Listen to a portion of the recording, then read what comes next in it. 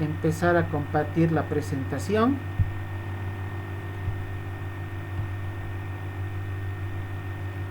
Doctor, buenas noches. Buenas noches. Doctor, quería consultarle si será posible que pueda grabar las clases, ya que algunas veces, bueno, en mi caso, el internet es muy lento y me pierdo a veces de cosas importantes, entonces no sé si podría ser posible grabar la Sí, clase para justamente, consultarla posteriormente. claro, justamente estoy realizando esa actividad en este momento y ya desde la anterior semana hemos estado realizando la grabación de las clases. Estamos en el proceso también de verificación y edición de los videos en algún punto que así lo ameritan, y los vamos a subir a el aula virtual del Moodle, que es la indicación que se nos ha dado para que ustedes puedan tener acceso directamente a estas clases en el momento que sea preciso. Así que no se preocupen, la clase se está grabando en este momento. Ok, doctor, muchas gracias. Muy bien. De todas maneras, también en las diapositivas, así en frío, llamémosle, la presentación en PowerPoint, también va a ser publicada en el aula del módulo. Y hablando de eso, como creo que ya les he mencionado, nos han indicado que hasta este fin de semana, esperemos que así sea, ya tengamos el aula completamente completa en cuanto a sus alteraciones técnicas que tenía, y podamos realizar nuestra actividad ya directamente desde ese medio. Muy bien, entonces comenzaremos. Hemos hablado previamente sobre las maniobras del abdomen, estos puntos ya los hemos visto. Vamos a profundizar desde lo que son los puntos dolorosos abdominales. Miren, este es el problema cuando alguien llega tarde. Tenemos que salir de una pantalla, entrar en otra y así recién volver a la pantalla. Ese es el perjuicio que tenemos cuando alguien llega tarde. Así que por favor, seamos más responsables con el horario. No tenemos que ir a ningún lado para pasar clases, ¿no? Tal vez solo pasar de una habitación a otra. Muy bien, ¿están observando la diapositiva que les muestro? Sí, doctor. Bien, esta diapositiva ya les había mostrado inicialmente. Vamos a repasar un poquito lo que habíamos hablado en la anterior clase para no perder el hilo, como decimos comúnmente. Vamos a empezar con los puntos dolorosos del abdomen. Hay varios puntos. Punto de Crubelier o punto sifoideo se encuentra exactamente por debajo del apéndice sifoides. Acá lo observamos en este puntito verde de la gráfica. Se vuelve positivo en casos de patologías gástricas como la gastritis, las úlceras, también en casos de esofagitis o de hernias de hiato. Otro punto estomacal es el punto epigástrico, punto solar o punto celíaco. ¿Cómo vamos a ubicar este punto? Trazamos una línea desde el apéndice sifoides hasta el ombligo. En la parte media de esta línea vamos a encontrar el punto solar, epigástrico o celíaco, que también se torna positivo en todas estas patologías que vemos acá: esofagitis, reflujo gastroesofágico, gastritis, úlceras gástricas. Puede ser también un punto positivo en casos de pancreatitis, distensión del plexo solar o tosis gástrica, salida del estómago de su posición anatómica normal. Punto pilórico, también trazamos, el punto pilórico se encuentra 1 centímetro por encima y 1 centímetro por fuera de la cicatriz umbilical. Este punto pilórico se torna positivo en casos de patologías como el síndrome pilórico o las úlceras duodenales. El síndrome pilórico se caracteriza por una disfunción de la válvula pilórica que impide el paso correspondiente del material estomacal hacia duodeno. Tenemos otro punto que llamamos punto pilórico duodenal. Trazamos una línea entre el ombligo hacia el hueco axilar derecho. Sobre esta línea imaginaria, 2 centímetros por encima del ombligo, vamos a encontrar el punto pilórico o duodenal, que también se torna positivo a la palpación cuando encontramos estas patologías de píloro. Hablando de páncreas, existen varios puntos, porque el páncreas es un órgano relativamente grande, y para cada una de las localizaciones de las partes del páncreas debemos conocer distintos puntos dolorosos. El punto de Robson: se traza una línea desde el ombligo al pezón del lado derecho. En la unión de los 2 tercios superiores con el tercio inferior encontraremos el punto de Robson, que se vuelve positivo en patologías que impliquen a la cabeza del páncreas. La zona pancreático-coledociana o zona de Chauffer. ¿Cómo encontramos esta zona? No es un punto, esto ya es una zona. Trazamos una línea imaginaria o vertical entre el ombligo y el apéndice sifoides.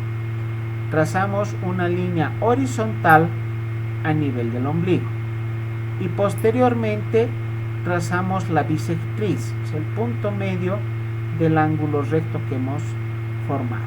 Tenemos estas 3 líneas de color rojo que ven en la gráfica. A partir del ombligo debemos medir 2 traveses de dedo, o sea, va a depender del tamaño del dedo, no hay dedos más delgados, dedos más gruesos.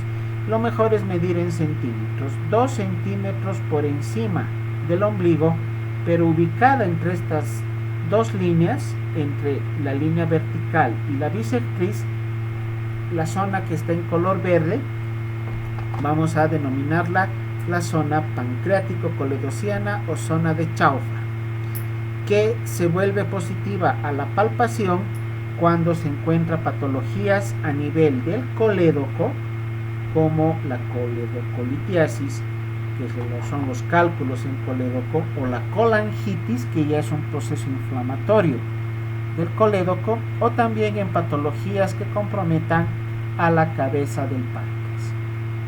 Otro punto pancreático es el punto de Bordas-Feliu, que se ubica trazando una línea entre el ombligo y el hueco axilar izquierdo. Donde esta línea imaginaria corte el reborde costal izquierdo, donde está el puntito verde, ahí tendríamos el punto de Bordas-Feliu, que es útil y se torna positivo cuando tenemos patologías de la cola o del cuerpo del páncreas. Punto de Orlowski. Para este punto debemos trazar 2 líneas. Unimos la articulación acromioclavicular del lado derecho y trazamos una línea hasta esta otra línea que une la espina ilíaca anterosuperior con la sínfisis del pubis.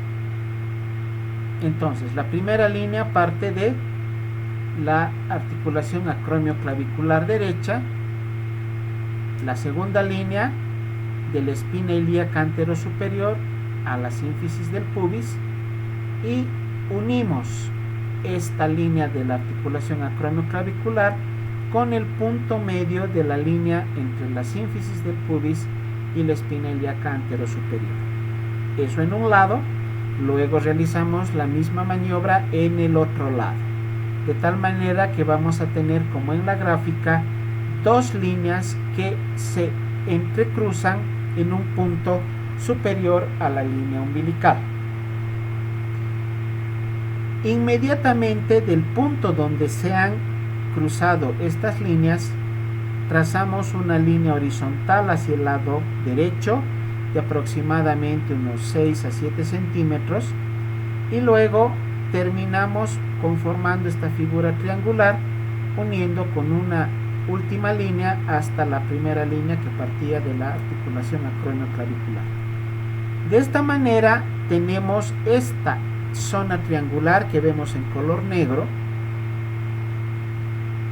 que se vuelve positiva a la palpación cuando existe patología de la cabeza de páncreas. Esto llamamos punto o zona de Orlovsky. Tenemos otro punto que es el costofrénico. ¿Sí? ¿Alguien me decía algo? Doctor, se unen a nivel del ombligo, ¿verdad? En el punto de Orlovsky, las dos líneas. ¿O a qué nivel se unen? En esta gráfica el ombligo está un poco por debajo. Va a depender mucho de la contextura física de tu paciente. Casi siempre, miren, realizando esto ya en vivo y directo sobre el paciente, casi siempre es entre 1 a 2 centímetros por encima del ombligo. Algunos pacientes esta intersección de las líneas cayó directamente sobre el ombligo, o sea, no es exacto. Es mejor realizar las dos líneas, ver dónde se cruzan, tomar los 6-7 centímetros a la derecha y luego unir hacia arriba con la última línea. Así tenemos la zona triangular. O sea, el ombligo no va a caer exactamente sobre la intersección, pero para tener un punto de referencia, 1 a 2 centímetros por encima del ombligo.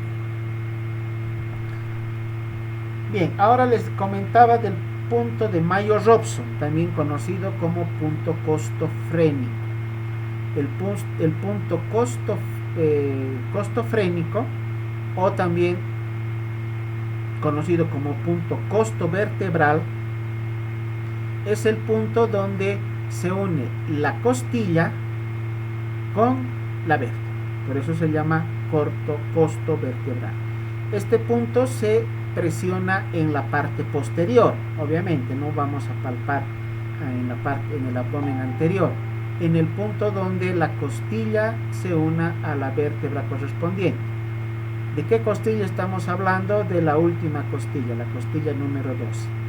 Debemos recordar que el páncreas es un órgano retroperitoneal, por lo tanto está más hacia planos profundos, más adosado hacia planos profundos que hacia la pared anterior del abdomen. Es por eso que podríamos utilizar este punto de Mayo-Robson como una referencia cuando existen alteraciones y patologías que comprometan sobre todo la cola y el cuerpo del páncreas, sobre todo la cola.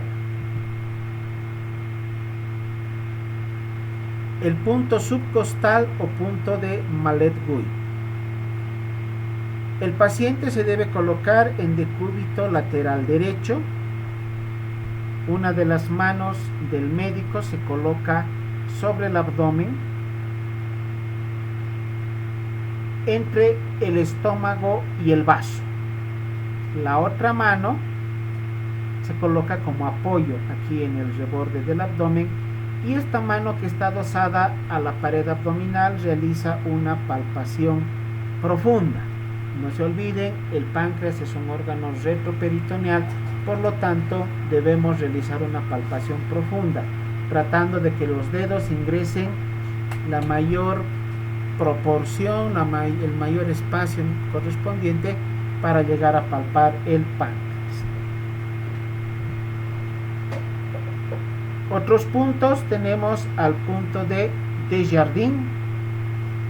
Trazamos una línea entre el ombligo y la espina ilíaca, entre el ombligo y el hueco axilar del lado derecho. Sobre esta línea y a partir del ombligo debemos medir entre 5 a 7 centímetros, donde está este punto de color azul, y tendríamos el denominado punto de Desjardins, que se correlaciona directamente con la desembocadura del conducto de Wilson o conducto pancreático a nivel del esfínter de Oddi, el lugar donde el conducto pancreático se une al coledo. Punto de Prejoni. Desde el ombligo 2 centímetros por encima y 1 centímetro hacia el lado derecho, perdón, no es izquierdo acá, es lado derecho. 2 centímetros por encima, aquí, en esta imagen estamos. 2 centímetros por encima y 2 centímetros hacia el lado derecho. Ahí vamos a encontrar al punto de Preyoni, que también es positivo en casos en los cuales se tenga patología de la cabeza del páncreas. Típicamente conocemos que el dolor del páncreas se manifiesta a manera de un cinturón. El dolor en cinturón es típico de la pancreatitis.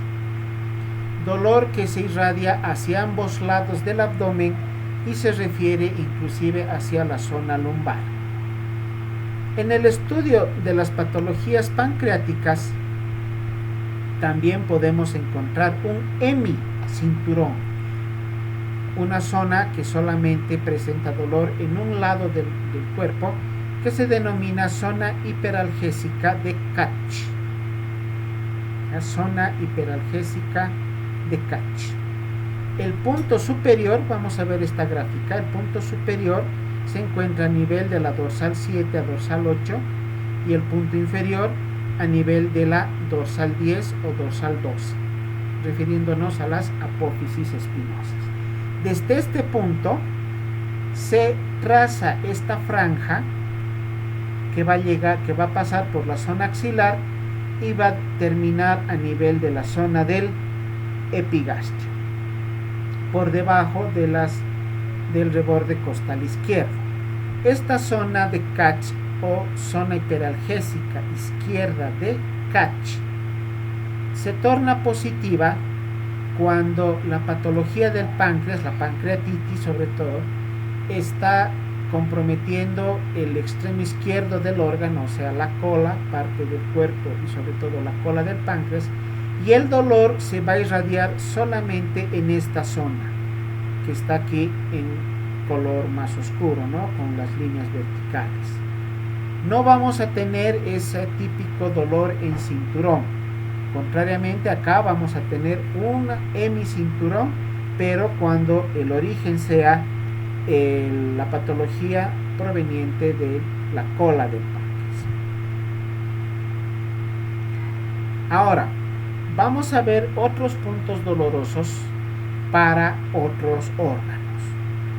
Para la vesícula, punto vesicular o punto cístico de Murphy. La manera correcta de encontrar el punto cístico es poner como punto inicial el ombligo, trazar una línea vertical hasta el apéndice sifoides y trazar una línea horizontal a nivel del ombligo.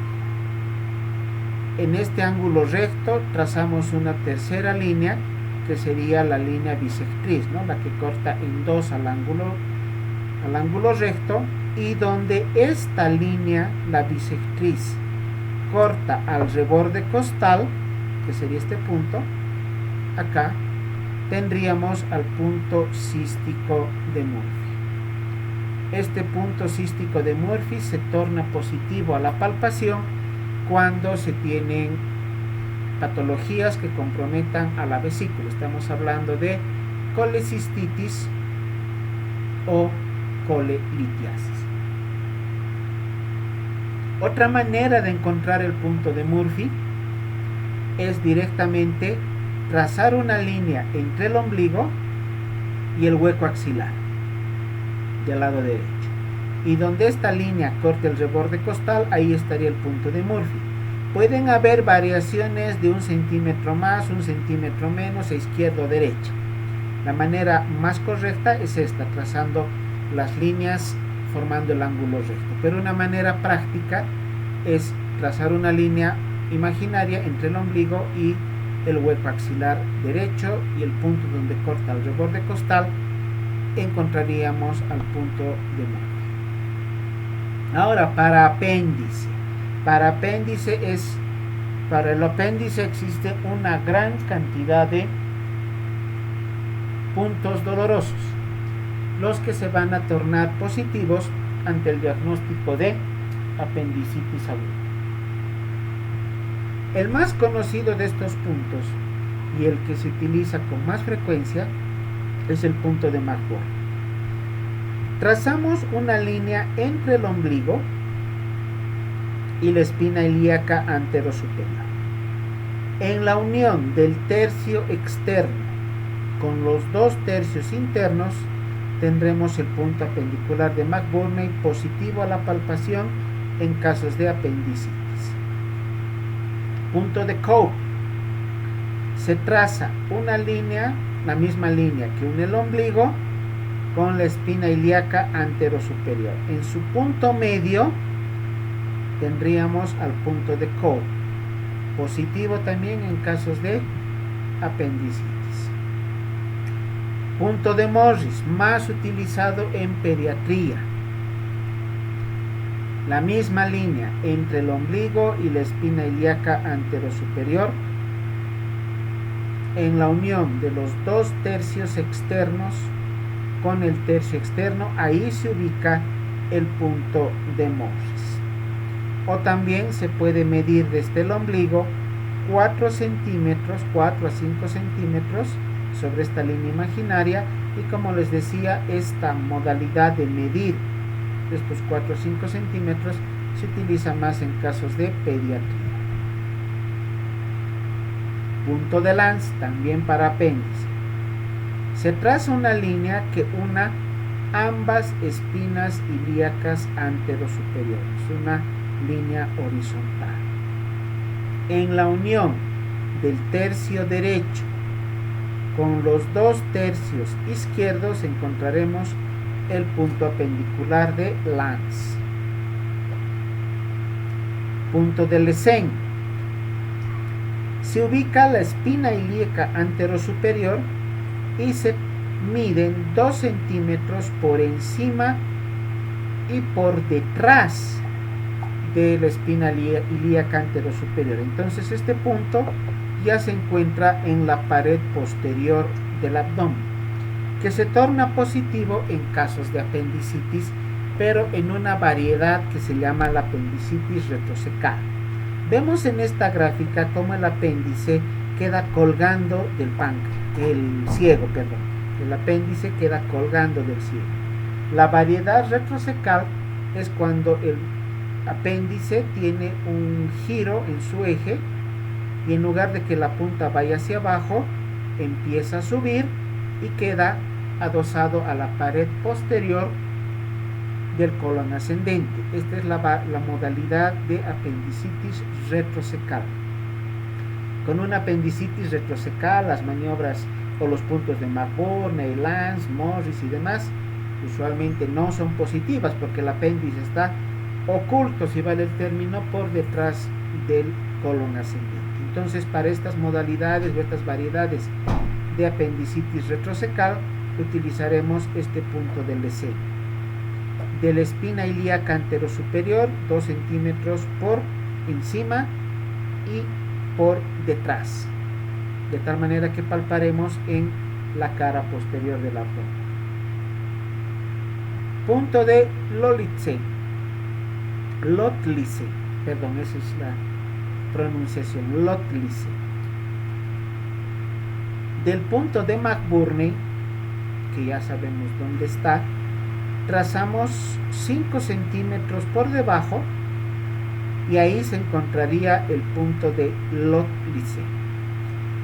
Este punto está muy cercano a la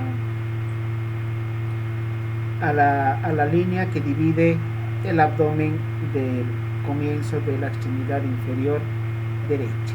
Es un punto más caudal, pero que también es útil para diagnóstico de apendicitis cuando el apéndice está muy por debajo de lo que usualmente solía encontrarse. El punto de Gallagher.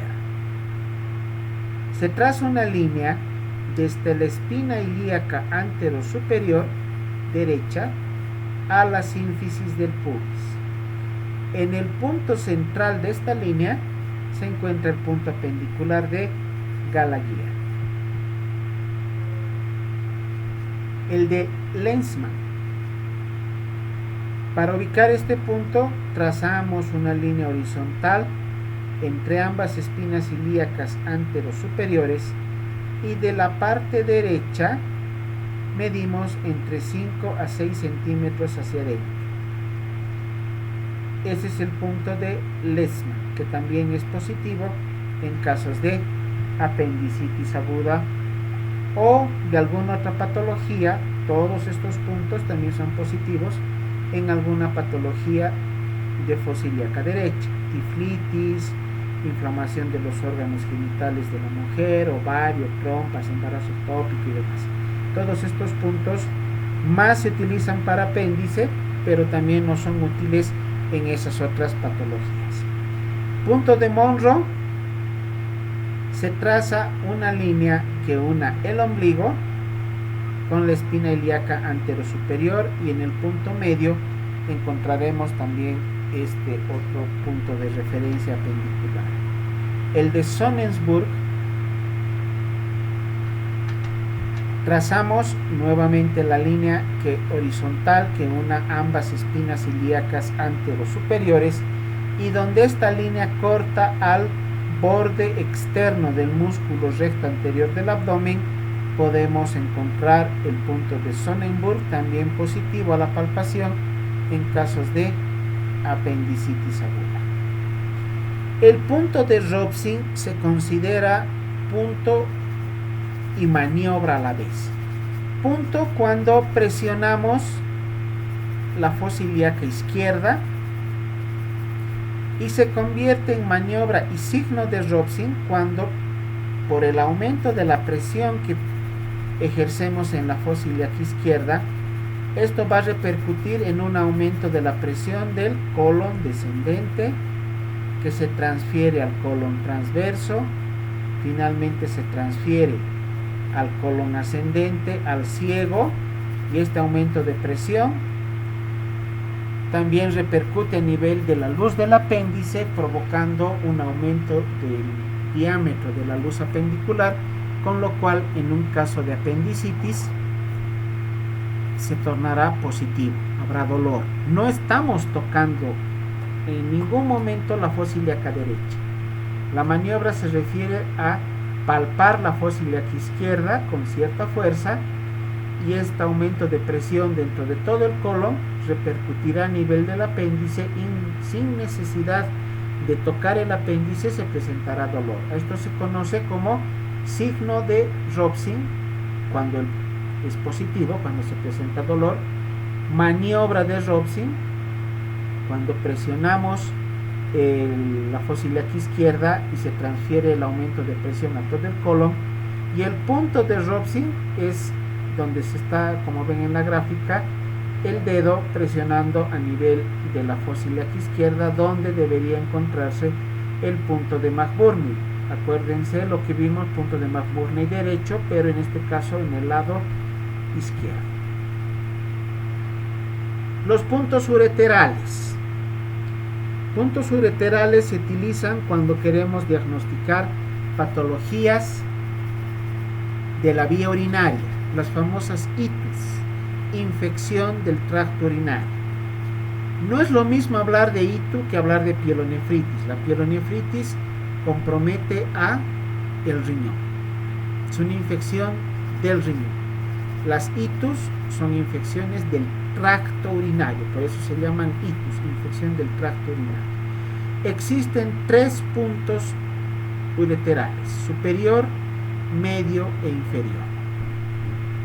Punto ureteral superior: se traza una línea a nivel del ombligo, una línea horizontal, y en el punto donde esta línea corta al reborde externo del músculo anterior del abdomen, del músculo recto anterior del abdomen, se encontrará el punto ureteral superior.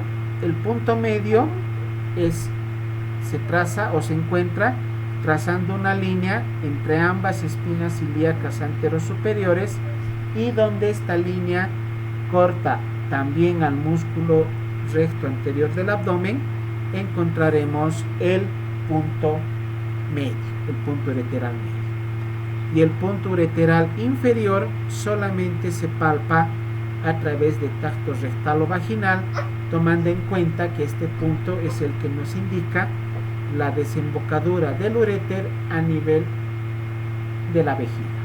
Acá en la gráfica vemos el punto ureteral superior en color verde. Acá vemos al punto ureteral medio y acá vemos al punto ureteral inferior, ¿no? Entonces el punto ureteral inferior solamente se lo palpa a través de tacto rectal o vaginal. No se puede palpar el punto ureteral inferior con la palpación en abdomen anterior. Punto de Halley. Para encontrar este punto, trazamos dos líneas. Una horizontal desde la sínfisis del pubis hasta el ombligo y otra línea horizontal entre ambas espinas ilíacas anterosuperiores.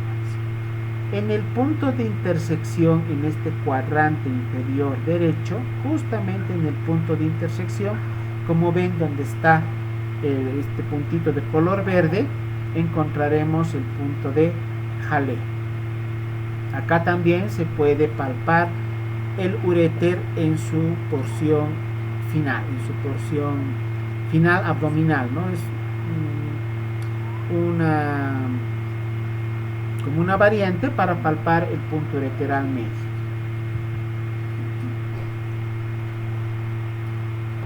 Puntos renales, ya puntos para poder palpar el riñón. Vemos acá en color verde el punto anterior o infracostal, que se encuentra por debajo del reborde costal derecho o reborde costal izquierdo, dependiendo cuál de los riñones estemos palpando, donde se presenta la salida de la rama perforante anterior del 10º nervio intercostal, aproximadamente del reborde que tiene la 10ª costilla, unos 2 centímetros por encima.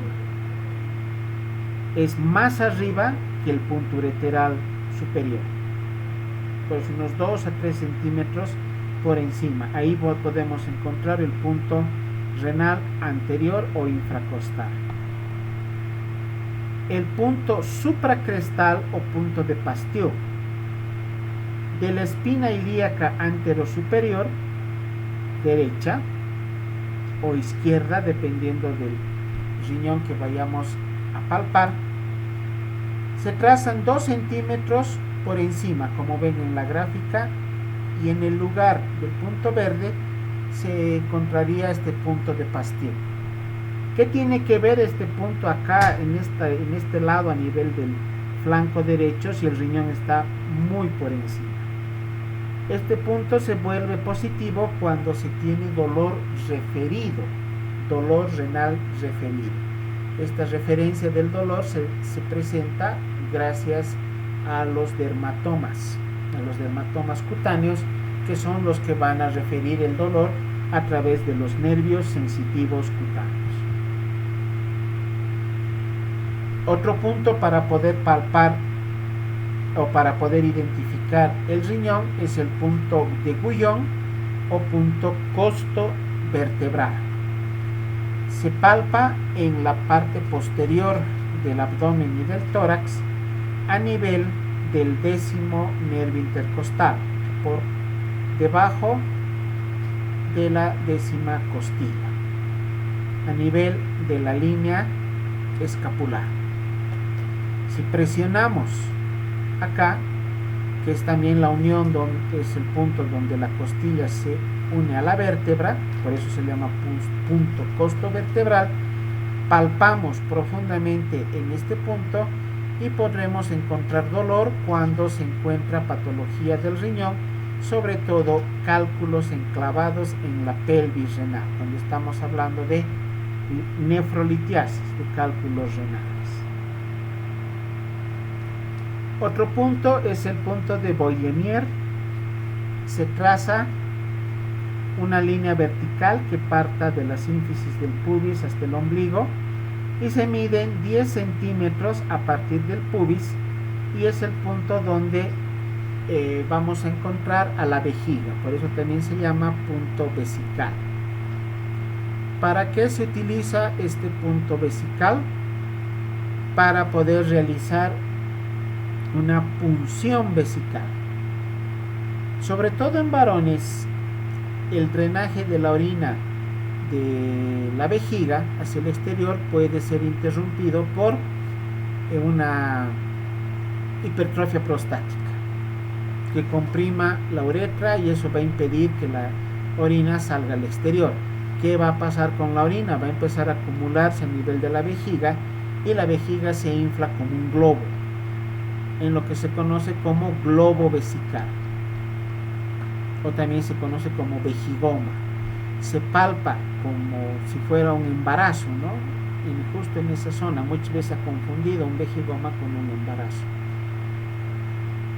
¿Cómo hacemos para que la orina drene?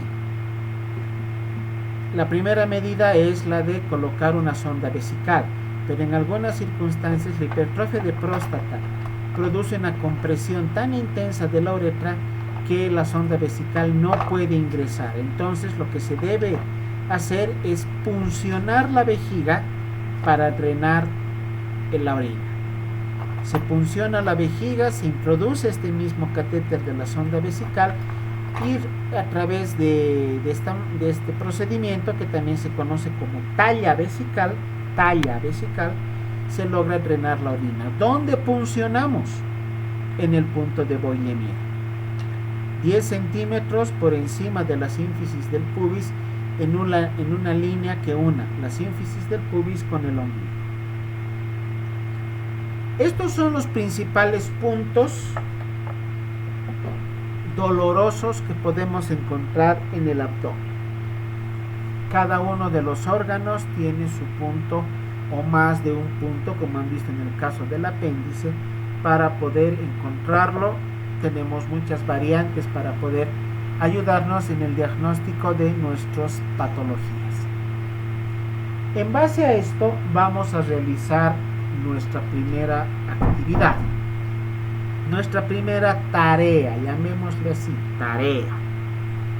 Van a realizar una gráfica donde me van a identificar todos los puntos dolorosos, pero vamos a realizar una gráfica para cada órgano.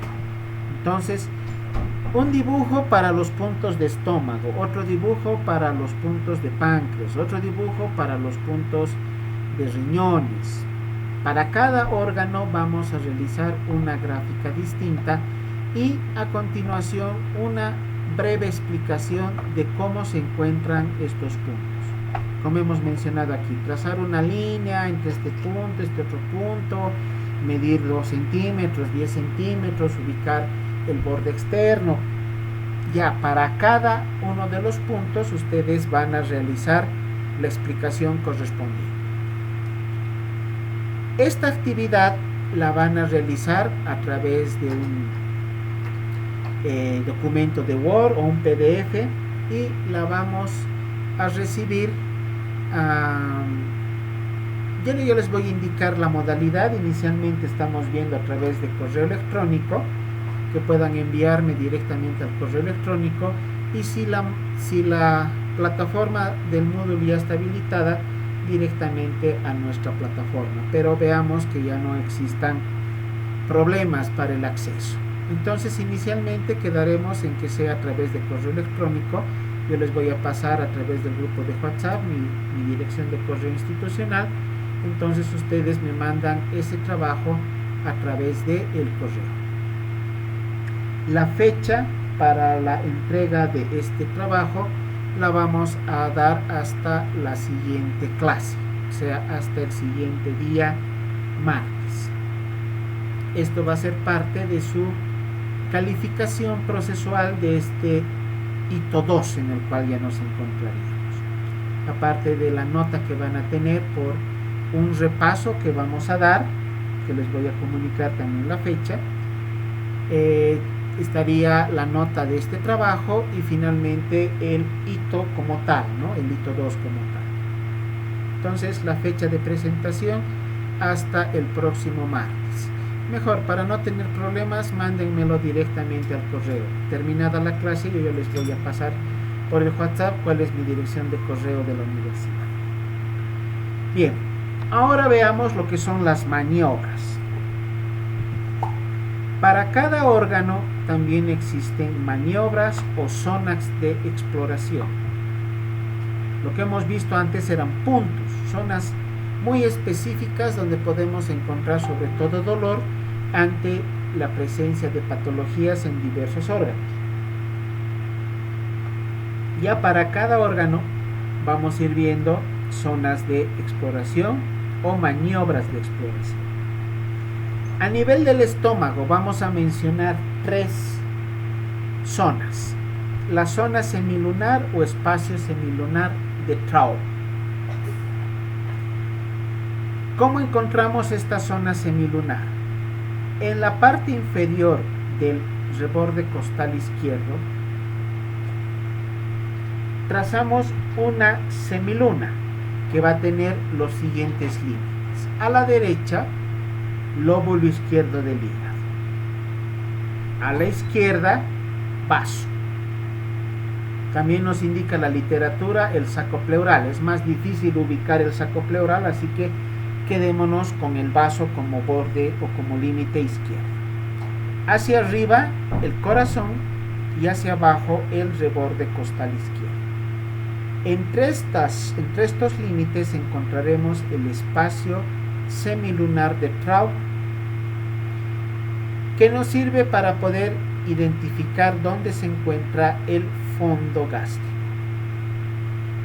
Zona de la B es una zona ya de forma triangular, que obviamente, como todo triángulo, tiene 3 lados. El lado derecho del triángulo es el borde inferior del hígado. El lado izquierdo del triángulo es el reborde costal izquierdo, y el lado inferior es una línea horizontal que pasa por el borde libre de ambos rebordes costales. O sea, las puntas de ambos rebordes costales, las puntas más inferiores, son las que se unen con esta línea horizontal, y juntamos con las otros lados que hemos mencionado, el reborde costal izquierdo y el borde inferior del hígado. Así tenemos una zona triangular amplia. Esta zona de la B nos indica la ubicación de toda la extensión del estómago. La zona de Mendel es una zona circular que se encuentra dentro del triángulo de la B. Primero trazamos el triángulo de la B, ubicamos su porción central, el punto central del triángulo. Ahí dibujamos una circunferencia, y es un punto mucho más específico para poder identificar el cuerpo del estómago. Es una zona circular que se encuentra dentro de la zona de la B. A esta zona circular la denominamos zona de Mendel. Algo para recordar: el estómago normalmente no se palpa. Podemos realizar una maniobra que se llama la maniobra del bazuqueo gástrico o maniobra de Chaumel, para poder identificar la presencia de ruidos hidroaéreos o presencia de meteorismo en el interior del estómago. ¿Cómo realizamos esta maniobra? Con los dedos de la mano exploradora realizamos pequeños golpecitos, como si estuviéramos utilizando el telégrafo. No sé si ustedes conocen el telégrafo, ese instrumento es de mis épocas, es más antiguo.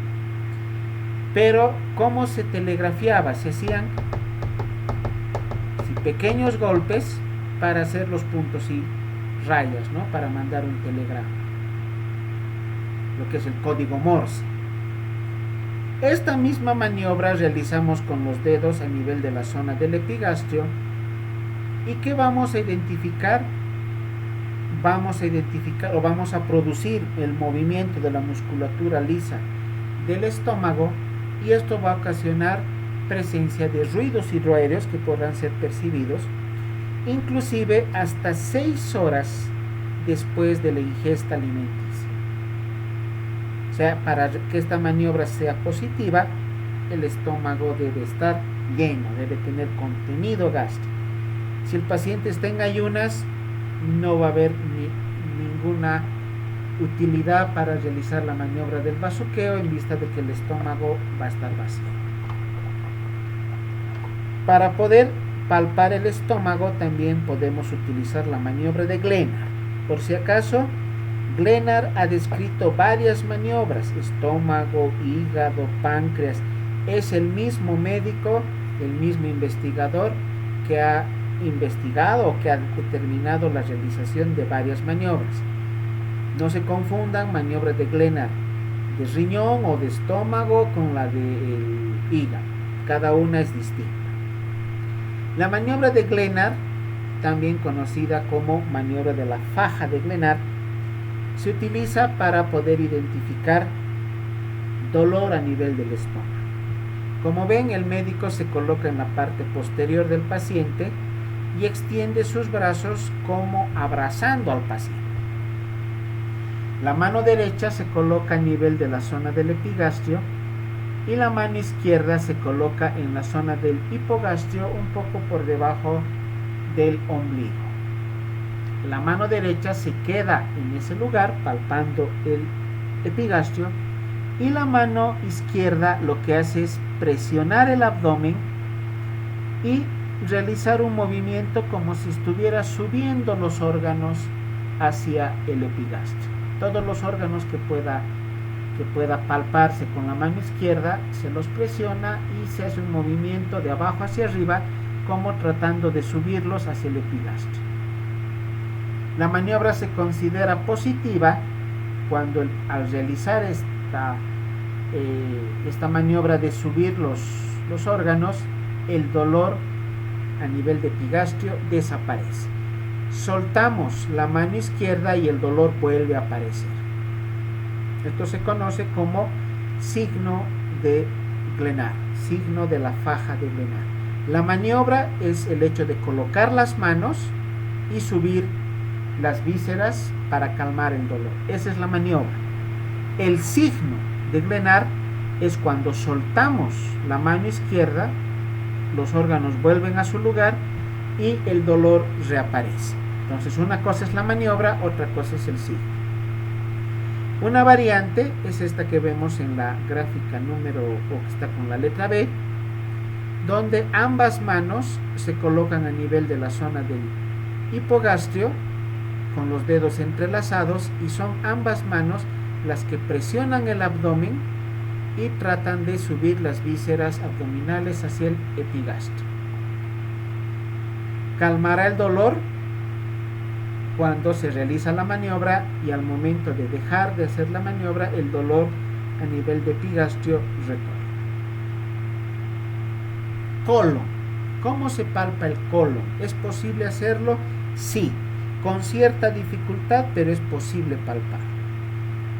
Podemos utilizar una maniobra bimanual o una maniobra monomanual. Es más fácil palpar el colon transverso con la maniobra bimanual.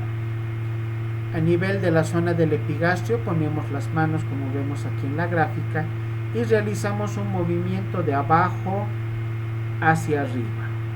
¿Qué vamos a encontrar en algún momento? Si el colon también está con contenido, vamos a poder palpar a manera de un cilindro, como un tubo flexible, blando, que puede moverse un poco de abajo hacia arriba dependiendo cómo hayamos logrado agarrarlo a manera de pinza, ¿no? Con el pulgar hacia abajo y los otros dedos hacia arriba. Algo similar podemos realizar con una o ambas manos para lo que es el colon ascendente y el colon descendente. O sea, en resumen, el colon se palpa cuando tiene contenido, cuando estamos con contenido en la luz del colon. Si no tiene contenido, es muy difícil poder palpar. ¿Cómo palpamos el ciego? A través de la maniobra de Sigaud. Y tenemos dos variantes, Sigaud 1 y Sigaud 2. ¿Cómo se realiza la maniobra de Sigaud 1? La mano izquierda se coloca con el pulgar en la pared anterior del abdomen a nivel del flanco derecho y los otros dedos en la parte posterior, como una pinza, realizando cierta presión, apretando, si vale el término, con el pulgar por encima y los otros dedos por debajo. La otra mano, la mano derecha, se coloca a nivel de la fosa ilíaca derecha. ¿Qué estamos haciendo con esta mano izquierda en forma de pinza? Al presionar, al apretar el colon ascendente, estamos aumentando la presión dentro del colon, que va a repercutir hacia el ciego, ocasionando que se infle, que se distiende, y de esta manera la mano derecha será la que pueda palpar el ciego cuando esté distendido. Para que me entiendan de mejor manera, imagínense que estamos con un globo de cumpleaños, pero esos globos largos en forma de salchichas, esos globos que creo que de niños todos hemos jugado con globos, ¿no? Esos globos alargados en forma de salchichas están inflados con aire en su interior, y podemos agarrar un extremo del globo y apretarlo en la mano. ¿Qué va a pasar? Que el aire que estaba en esa zona se va a ir hacia el otro extremo, provocando que el extremo libre del globo se infle. Imagínense que es lo mismo, pero a nivel del colon. Apretamos acá, presionamos con fuerza a nivel del flanco derecho, donde está localizado el colon ascendente, y el ciego, por el aire que estamos impulsando hacia abajo, se va a inflar a manera de globo, y la mano derecha será la que va a llegar a palpar al ciego. Esta es la maniobra de Sigaud 1. La de Sigaud 2 es una variante donde palpamos solo con una mano y deslizamos el borde cubital de la mano derecha de afuera hacia adentro, o sea, desde el borde externo del abdomen hacia la línea media. De esta manera realizamos la misma finalidad de aumentar la presión en el colon ascendente, y con los dedos que quedan libres a nivel de la fosa ilíaca derecha poder palpar el ciego, que se va a inflar a manera de un globo. La maniobra de Prong es otra variante para poder palpar el ciego, y se realiza realizando un movimiento de deslizamiento con el borde radial de la mano desde el flanco derecho hacia la fosa ilíaca. O sea, ponemos la mano en el flanco derecho con la misma finalidad, presionando, aumentando la presión en el colon ascendente, y vamos a ir bajando progresivamente la mano hasta llegar a la fosa ilíaca derecha. El ciego se inflará también como un globito y será fácil poder palparlo con esta maniobra que se llama de Prong. Ahora veamos lo que son las maniobras de hígado. Fíjense aquí abajo existe una que se llama maniobra de Glenard. No confundir con la maniobra de Glenard de estómago, la que hemos visto antes, donde el médico abrazaba a su paciente, ¿no? Esa es la maniobra de Glenard de estómago. Ahora vamos a hablar de otras maniobras de hígado donde también se incluye este nombre. La palpación monomanual es la más simple, la más fácil de realizar, la que prácticamente la mayor parte de los médicos utilizan por su simplicidad. Simplemente colocamos la mano derecha, la palma de la mano de derecha sobre el reborde costal, y los dedos, los 4 dedos de la mano, se introducen por debajo del reborde costal hasta lo más profundo que se pueda por debajo de la costilla, tratando de palpar el reborde del hígado. En condiciones normales, muchas veces el reborde del hígado no llega a ser palpable, o si se llega a palpar, podemos inclusive poder determinar las características de la superficie del órgano, de la superficie del hígado. Pero en casos de una hepatomegalia, simplemente con colocar los dedos acá en el reborde hepático, en el reborde costal, fácilmente ya podemos identificar un reborde hepático crecido, fuera de su lugar. En casos de hepatomegalia, esta maniobra nos ayuda muchísimo para poder determinar la ubicación del borde inferior del hígado. Es la maniobra más sencilla y la que no necesita de mucho conocimiento. Existen otras maniobras. La maniobra de Wentz. Para poder realizar esta maniobra, le pedimos al paciente que coloque su extremidad superior derecha cruzando sobre el tórax y su mano derecha colgando a nivel del lado contrario, de tal manera que nos deja libres toda esta zona para poder realizar la maniobra. Es una maniobra bimanual. Colocamos la mano izquierda por debajo a nivel de la parrilla costal y colocamos la mano derecha por encima a nivel del reborde costal. Flexionamos levemente los dedos, los 4 dedos que quedan libres a manera de una cuchara o como una garra, e introducimos estos dedos al interior por debajo del reborde costal con la misma finalidad de poder palpar el borde inferior del hígado.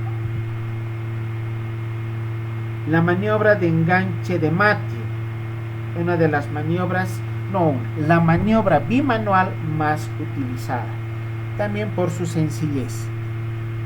¿Cómo realizamos esta maniobra? Colocamos ambas manos sobre el hipocondrio derecho con los dedos medios en íntima relación, colocados uno al lado de otro, y los dedos índices entrelazados, un dedo índice sobre el otro. De esta manera, desde el flanco derecho, vamos subiendo progresivamente hasta llegar al reborde costal y de igual manera introducimos los dedos con las dos manos en toda la longitud que sea posible para poder palpar el borde inferior del hígado. Para realizar esta maniobra, algo que nos va a ayudar de gran manera es realizar la palpación al momento que el paciente se encuentre en inspiración profunda. Inicialmente al paciente le pedimos que respire tranquila y normalmente, y cuando ya estamos listos con las manos en su lugar, pedimos que inspire profundamente y que retenga el aire un par de segundos, momento en el cual vamos a aprovechar para poder realizar la maniobra de Matthew. Otra maniobra es la maniobra de Chaufar, que también es bimanual.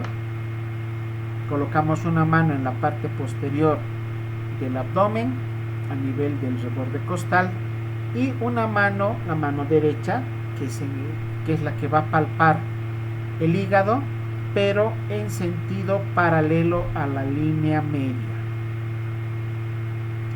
Con los 4 dedos de la mano desde el flanco derecho vamos subiendo progresivamente hasta llegar al reborde costal derecho. Introducimos los dedos por debajo del reborde costal derecho. Pedimos al paciente que realice una inspiración profunda, que retenga el aire, y aprovechamos para poder palpar. ¿Para qué sirve esta mano que está en la parte posterior? Como realiza presión desde abajo, de alguna manera tratamos de que el hígado sea impulsado hacia arriba para que esta mano que está introduciéndose por debajo del reborde costal derecho tenga mayor facilidad para poder palpar el hígado. La maniobra de Gilbert, otra variante, se realiza también con ambas manos, pero colocando los dedos ya en ángulo recto.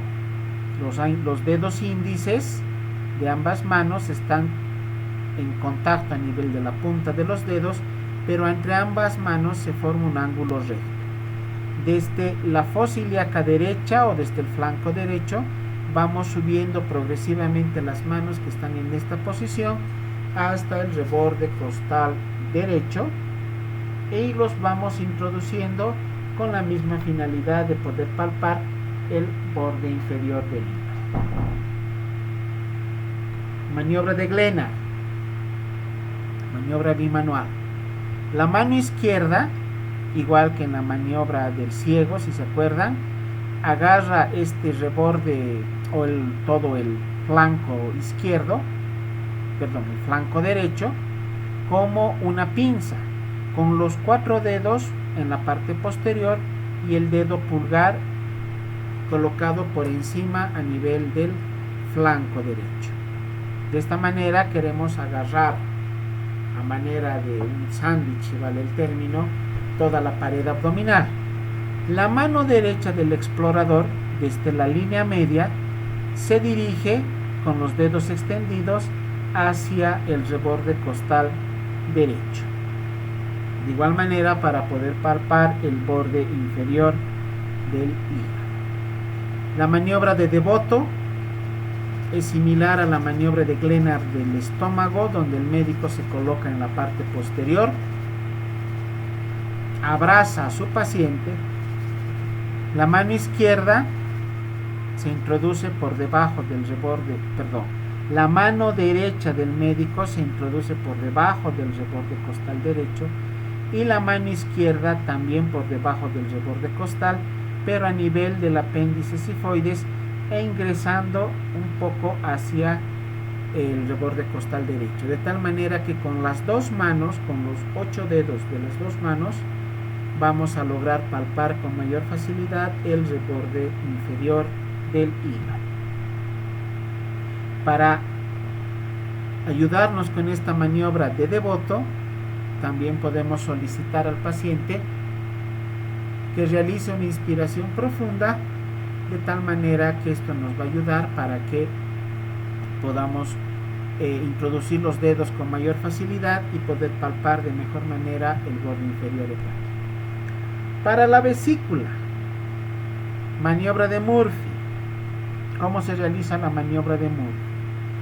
Colocamos ambas manos, primero la mano derecha sobre el abdomen, la mano izquierda adosada al flanco del lado derecho y los pulgares en íntima relación, en contacto directo, directamente por debajo del reborde costal, presionando en el punto cístico, que ya lo hemos mencionado.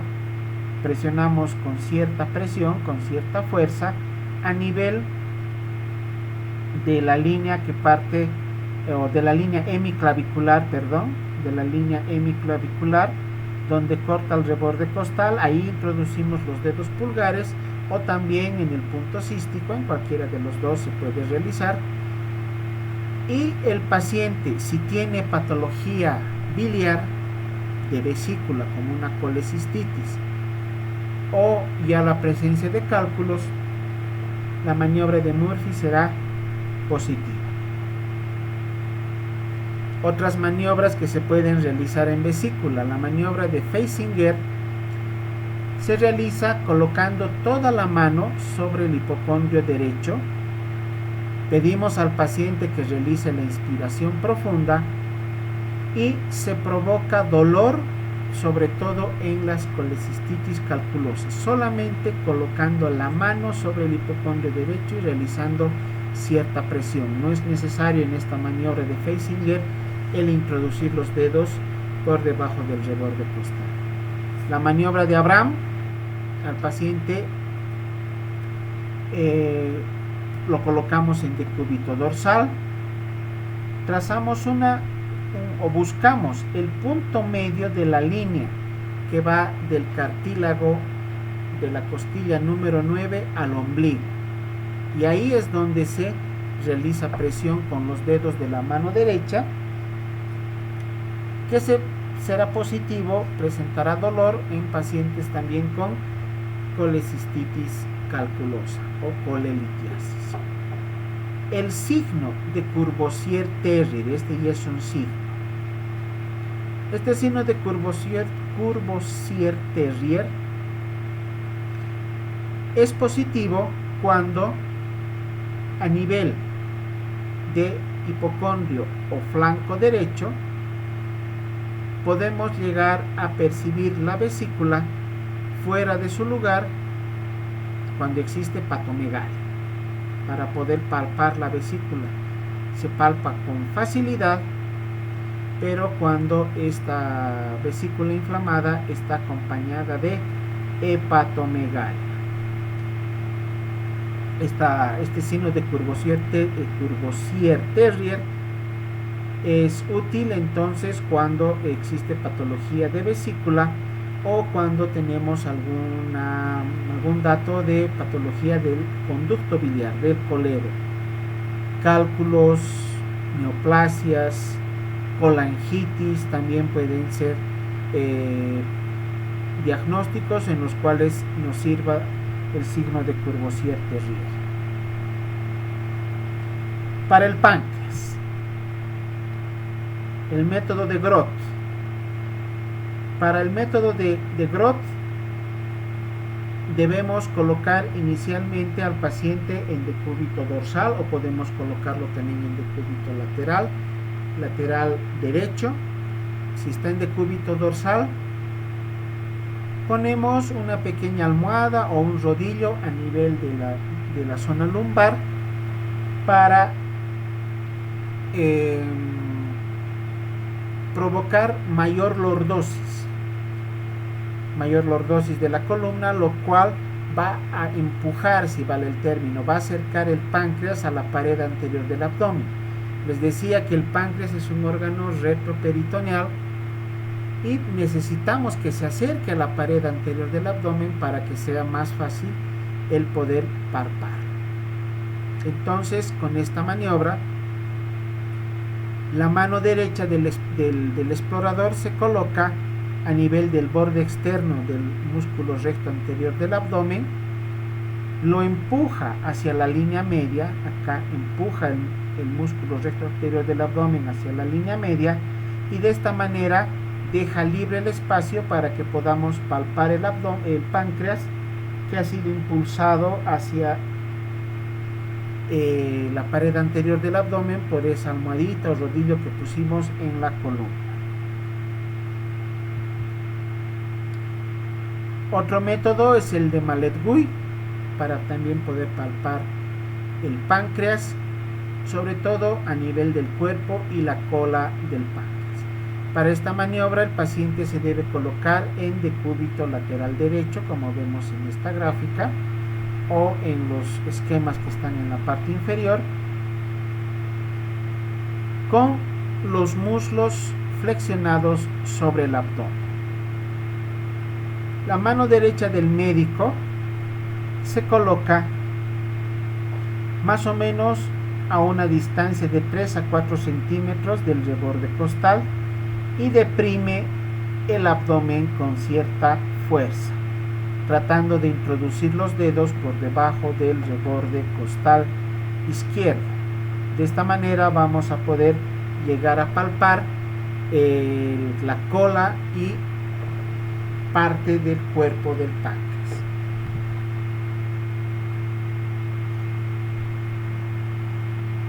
Hablando ya de otras maniobras, vamos a ver lo que son las maniobras para el apéndice. Aquí quiero mencionarles la más utilizada y la que ustedes con seguridad van a tener la necesidad de ponerla en práctica en varias circunstancias. Hablamos del signo de Blumberg. ¿Cómo realizamos o cómo podemos identificar el signo de Blumberg? Como vemos en esta gráfica, colocamos los dedos, pueden ser 3 o 4 dedos, sobre la fosa ilíaca derecha y realizamos presión. Vamos apretando progresivamente. Obviamente, si el paciente tiene patología de fosa ilíaca, referirá dolor. Pedimos al paciente que aguante el dolor un poco. Conforme vayamos aumentando la presión, el dolor también irá aumentando. Es cuestión de 2 a 3 segundos de mantener los dedos con presión importante a nivel de la fosa ilíaca derecha, y debemos realizar la descompresión brusca, retirar súbitamente los dedos, como vemos en la parte inferior, y la maniobra o el signo de Blumberg se vuelve positivo cuando el dolor es más intenso a la descompresión. Apretamos el abdomen y duele, pero soltamos el abdomen y duele más. El dolor es mucho mayor. A eso llamamos signo de Blumberg. La característica del signo de Blumberg es que el dolor se refiere a un solo cuadrante. Si palpamos y realizamos esta maniobra en la fosa ilíaca derecha y el dolor solamente se refiere a nivel de la fosa ilíaca derecha, entonces hablamos de signo de Blumberg. Pero si presionamos en la fosa ilíaca derecha y al momento de la descompresión el dolor se irradia a cualquiera de los 8 cuadrantes restantes, ya hablamos de signo de Genot de Mussy. El Genot de Mussy entonces se presenta cuando hay dolor en cualquier cuadrante, y el signo de Blumberg es positivo cuando el dolor se refiere a un solo cuadrante. Ambos son indicativos de irritación peritoneal. Signo de Blumberg de una irritación peritoneal localizada, y el signo de Genot de Mussy de una peritonitis generalizada. Para apéndice también podemos utilizar la maniobra de Hausmann-Metzer. ¿Cómo realizamos esta maniobra? El médico presiona a nivel del punto apendicular de McBurney y pedimos al paciente que flexione la extremidad inferior derecha hasta un ángulo entre 45 a 60 grados. Solamente con el hecho de levantar la extremidad inferior derecha mientras estamos presionando el punto de McBurney se despertará un dolor muy intenso. Cuando la apendicitis es realmente muy importante, cuando esta apendicitis ha ocasionado de un proceso de peritonitis localizada, apenas con 10 hasta 20 grados que se levante la extremidad inferior derecha, el paciente referirá un aumento muy importante del dolor. Esta es la maniobra de Hausmann-Metzer. También para apendicitis tenemos el signo de Dunphy o signo de la tos. Se palpa el punto apendicular, cualquiera de los puntos que hemos aprendido, Lance, Morris, McBurney, cualquiera de ellos, y pedimos al paciente que tosa. Al momento de toser aumenta la presión intratorácica. Esto repercute a nivel intraabdominal aumentando la presión intraabdominal, y mientras presionamos uno de los puntos apendiculares y el paciente tose, el dolor se hace más intenso. Signo de la tos o signo de Dunphy positivo para apendicitis aguda. Y esta es la maniobra de Robson con el signo de Robson que ya les había mencionado previamente. Aquí la colocamos porque es parte de las maniobras para poder diagnosticar apendicitis. O también cualquier patología fuera del apéndice de órganos de la fosa ilíaca derecha, ¿no? Ciego, ovarios, trompas, embarazo ectópico, quistes ováricos y demás. Otros signos que nos son útiles para el diagnóstico de apendicitis aguda. signo del psoas, signo del músculo psoas. El paciente se encuentra en decúbito lateral izquierdo y solicitamos que lleve la pierna derecha hacia atrás, que le extienda todo lo que pueda en dirección posterior, como indica la flecha que tenemos aquí en color lila. Al realizar este movimiento, el paciente va a localizar dolor muy intenso en la fosa ilíaca derecha. Tomen en cuenta que acá no estamos palpando. El médico no está palpando, se convierte en un simple observador. Simplemente está dando las órdenes que el paciente debe seguir, extendiendo la extremidad inferior derecha hacia atrás, y será positivo cuando se refiera a dolor a nivel de la fosa ilíaca derecha o en zonas inguinales o en la parte superior del muslo. De igual manera, podemos utilizar el signo del músculo obturador o signo del obturador. Acá tampoco el médico no está palpando el abdomen, simplemente da órdenes. El paciente flexiona el muslo sobre la cadera y realiza un movimiento de rotación interna. Entonces se flexiona muslo sobre cadera y se hace un movimiento de rotación interna. En casos de apendicitis u otras patologías de fosa ilíaca derecha se presentará dolor. Les repito, acá el médico no está palpando. El signo de Aarón, también para patologías de fosa ilíaca derecha.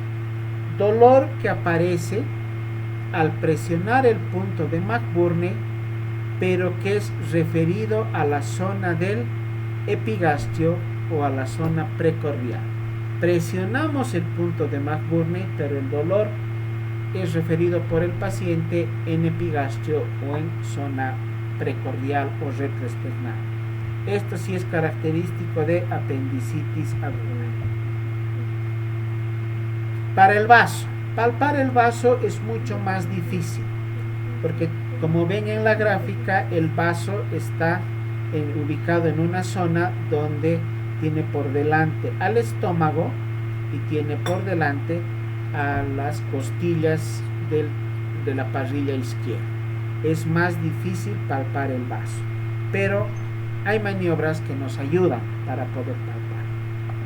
Tenemos una palpación bimanual o una palpación monomanual. En la bimanual, la mano izquierda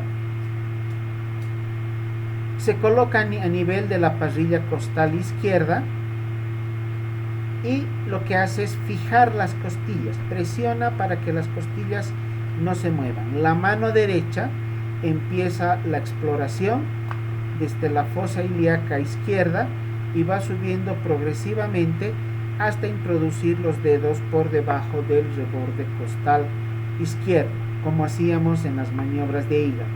Pero acá lo que queremos es palpar el vaso. Al ser un órgano más pequeño que el hígado, obviamente la palpación se hace más dificultosa. La maniobra monomanual solamente utiliza una mano, también empieza a nivel de la fosa ilíaca izquierda y va subiendo progresivamente hasta introducir los dedos por debajo del reborde costal izquierdo, también tratando de llegar a palpar el vaso. También podemos utilizar la maniobra de la mano en cuchara, donde introducimos los dedos flexionados, como la maniobra de Matthew del hígado, pero en este caso a nivel del lado izquierdo, con la misma finalidad. Pedimos al paciente que inspire profundamente, que retenga el aire durante la inspiración. Introducimos los dedos por debajo del reborde costal izquierdo, tratando en ese momento de la retención de aire poder palpar el vaso. La maniobra de Merlo se coloca al paciente en un decúbito intermedio, un punto intermedio entre el decúbito dorsal y el decúbito lateral. En este punto pedimos que el paciente tenga las extremidades inferiores semiflexionadas el brazo se coloca cruzando el tórax para darnos campo, darnos espacio para que las manos puedan palpar el vaso. La mano izquierda del paciente o del médico, la mano izquierda del médico se coloca a nivel de la zona del hipogastrio o a nivel de la zona del mesogastrio, realizando cierta presión, y la mano derecha es la que palpa el vaso. Lo que queremos es con la mano izquierda realizar presión, tratando de llevar las vísceras hacia arriba, como en otra maniobra del estómago, si se acuerdan, tratando de llevar hacia arriba para que esta mano derecha sea la que pueda percibir la palpación. La maniobra de Naegeli es otra variante, también el paciente en decúbito intermedio, pero el paciente también con las piernas, las extremidades flexionadas. La mano del médico se coloca a nivel de la parrilla costal a manera de cuchara e introduce los dedos también en una inspiración profunda, tratando de palpar el vaso. Estas maniobras la mayor parte de las veces no nos ayudan para palpar el vaso cuando el vaso está sano. En casos de esplenomegalia, cuando el vaso ha aumentado de tamaño, será mucho más fácil poder llegar a palpar este órgano. Podemos utilizar como una referencia anatómica para determinar dónde está el vaso la línea de Peoria. ¿Cómo ubicamos la línea de Peoria? De la articulación externo-clavicular del lado derecho, externo-clavicular del lado izquierdo, a partir de la articulación externo-clavicular del lado izquierdo, trazamos una línea hasta la punta de la costilla número 11. Trazamos esta línea que vemos aquí. El borde anterior e inferior del vaso tocarán esta línea a la altura de la 10ª o 9ª costilla. Aquí vemos ya prácticamente, de una manera práctica en un paciente, cómo trazar la línea de Peoria, articulación externo-clavicular izquierda hasta la punta de la costilla número 11 y ubicamos el borde anterior e inferior del vaso, donde esta línea cortan a la costilla número 9 o número 10. Maniobras del riñón. Vamos a ubicar o vamos a hablar sobre las maniobras del riñón. Maniobra bimanual de Guyon, paciente en decúbito dorsal, mano izquierda por debajo en la zona lumbar, mano derecha por delante. La mano posterior se coloca en el ángulo cortovertebral, que se denomina mano de apoyo, y la mano exploradora sería la mano que está en la pared anterior del abdomen.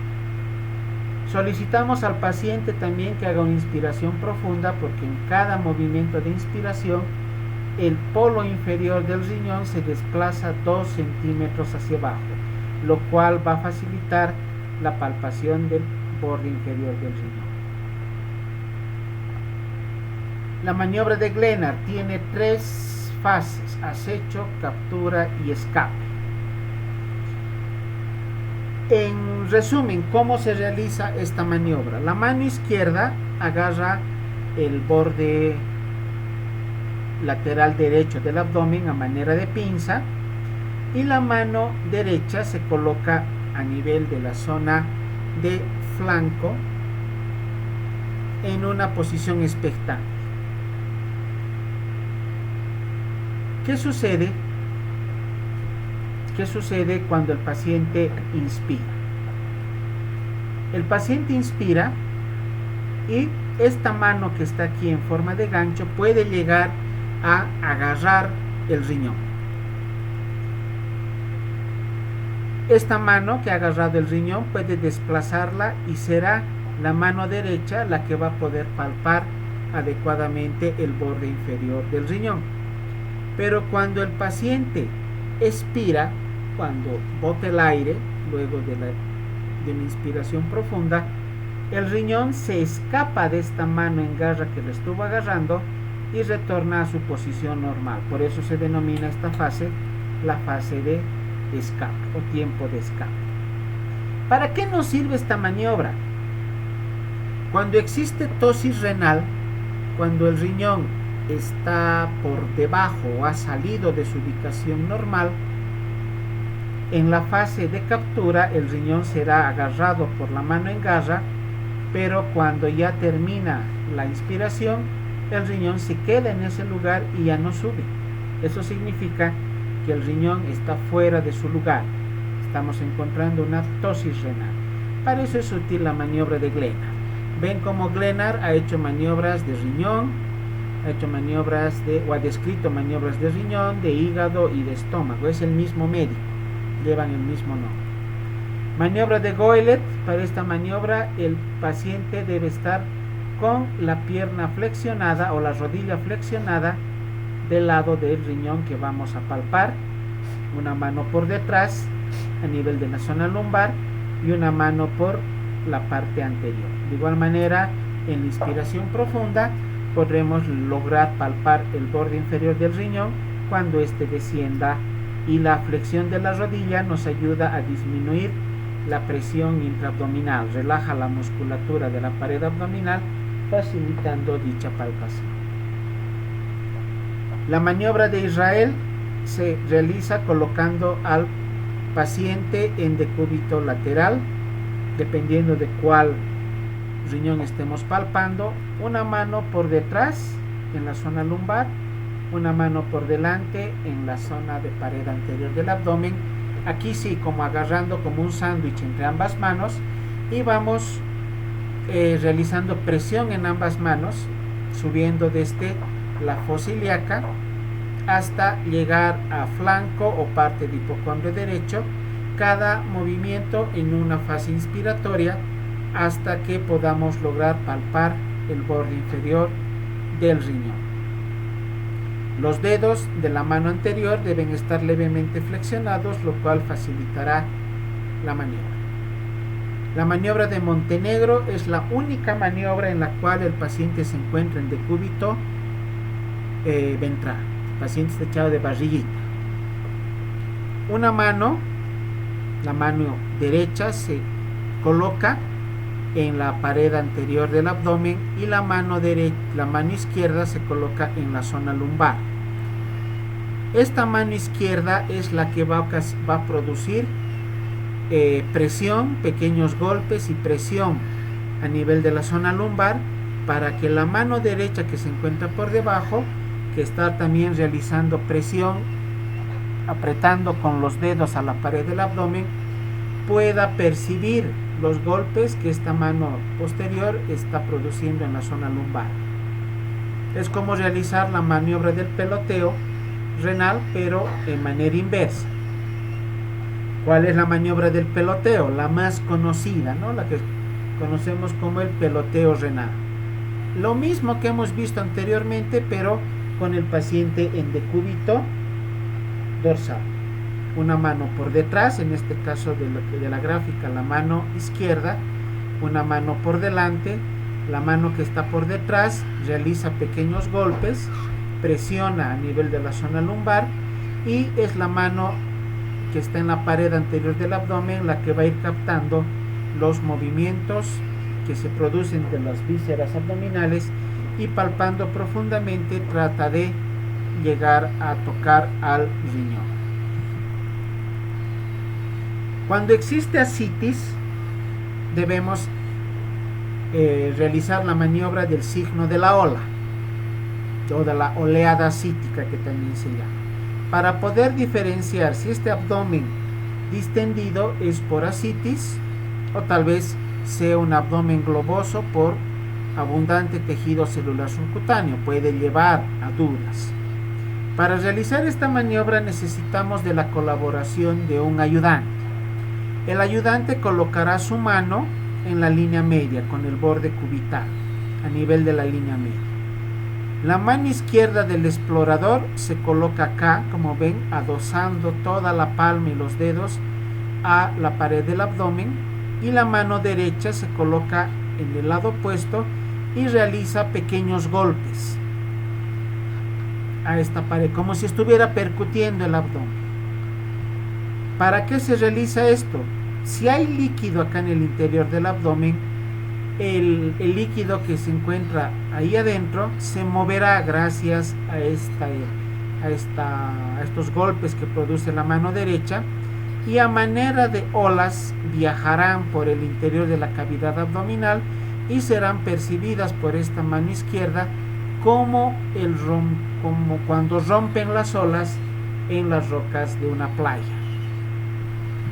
Esta otra imagen nos muestra también esta misma maniobra: la mano del ayudante en la línea media, la mano del explorador acá, que es la que va a percibir el choque de la ola, y la mano opuesta, que es la que realiza los golpes en este lado contralateral.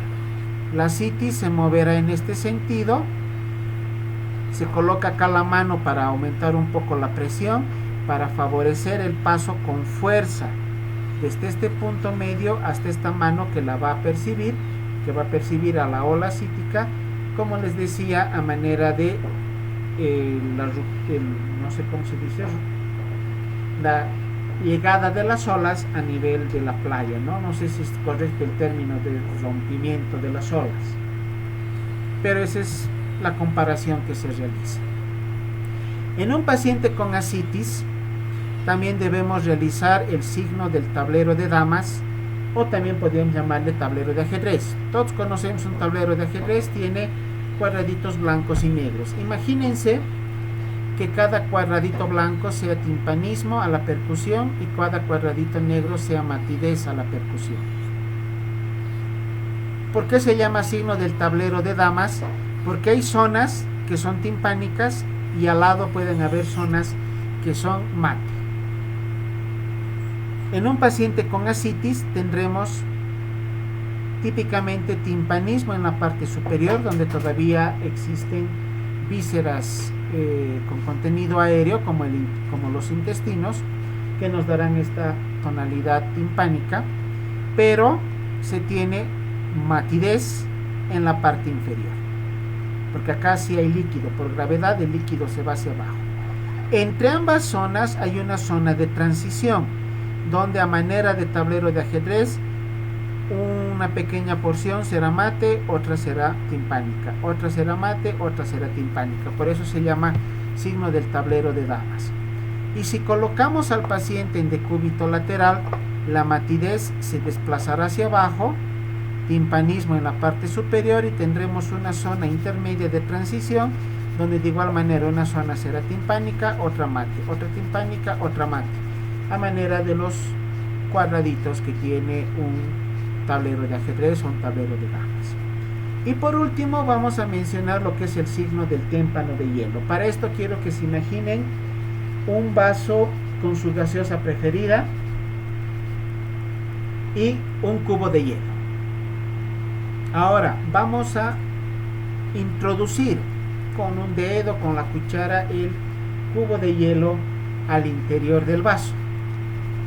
Mientras mantengamos la presión en el cubo de hielo, se queda en el interior. Soltamos al cubito de hielo e inmediatamente vuelve a la superficie. Ahora, imagínense lo mismo, hagamos la comparación, pero en el abdomen. El cubo de hielo será el hígado.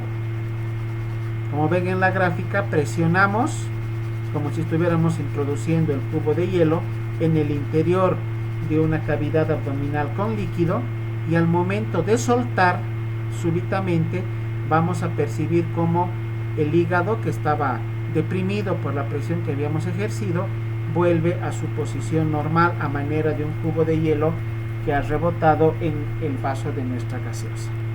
Este es otro signo típico de un paciente con ascitis.